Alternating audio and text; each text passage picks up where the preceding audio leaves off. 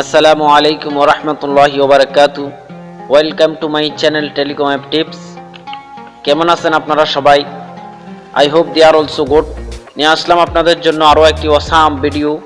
I think এই ভিডিওটি আপনাদেরকে অনেক কাজে দিবে। তো যারা এখনও আমার চ্যানেলটি সাবস্ক্রাইব করেননি সাবস্ক্রাইব করে দিবেন এবং পাশে থাকা বেল আইকনটা অন করে দিবেন যেন আমার নতুন নতুন ভিডিওগুলো সবার আগে পেতে পারেন। সো আর কথা না বাড়িয়ে ভিডিওটি শুরু করা যাক।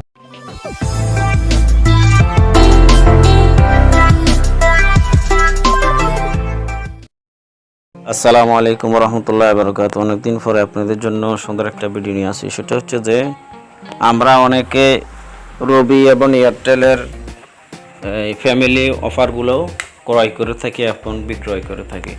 তো একটা সমস্যা হচ্ছে যে একজন থেকে অফার নিলে তো অন্যজন থেকে আর নেওয়া যায় না।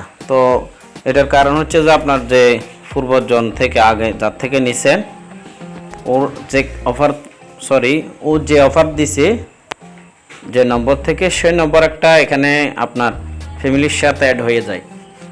তো ওই নাম্বারটা প্যারেন্ট অ্যাকাউন্ট বলে। তো প্যারেন্ট অ্যাকাউন্টটা আপনি ডিলিট করতে হবে। ডিলিট না করলে আপনার অফারটা কিন্তু যাবে না।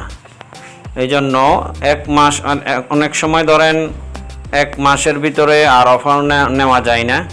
এরপরে আবার অনেকগুলো আছে, ধরেন এক মাসের ভিতরে যদি আপনার এমবি মিনিট শেষ হয়ে যায় তাহলে প্যারেন্ট অ্যাকাউন্ট ডিলিট করে দিলে আপনি আরেকটা অফার নিতে পারবেন। তো আপনি প্যারেন্ট অ্যাকাউন্টে আপনি ক্লিক করলে দেখবেন যদি ডিলিট হয় তাহলে আপনার অফারটা নিতে পারবেন।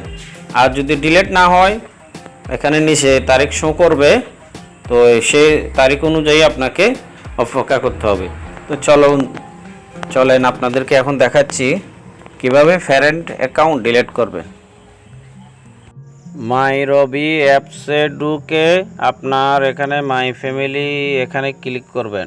ক্লিক করার পরে এখানে দেখতেছেন ডিলিট অপশন আছে, বুঝছেন? একটা নম্বর দেখাচ্ছে আপনার প্যারেন্ট, প্যারেন্ট। এরপরে এখানে ডিলিট অপশন দেখাচ্ছে, এখানে ক্লিক করবেন।